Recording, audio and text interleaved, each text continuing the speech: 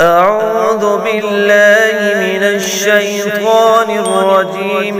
بسم الله الرحمن الرحيم.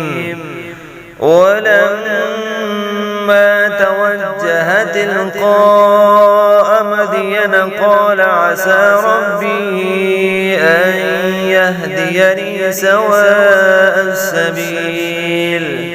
ولما ورد ماء مدين وجد عليه أمة من الناس يسقون ووجد من دونهم امرأتين تذودان قال ما خطبكما قالتا لا نسقي حتى يصدر الرعاء وأبونا شيخ كبير. فسقى لهما ثم تولى إلى الظل فقال رب إني لما أنزلت إلي من خير فقير.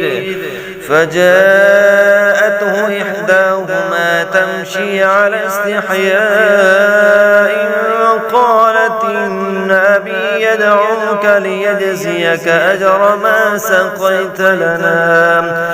فلما جاءه وقص عليه القصص قال لا تخف نجوت من القوم الظالمين.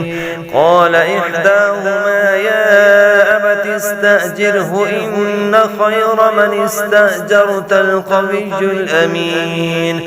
قال إني أريد أن أنكحك إحدى ابنتي هاتين على أن تأجرني 8 حجج فإن أتممت 10 فمن عندك وما أريد أن أشق عليك ستجدني إن شاء الله من الصالحين.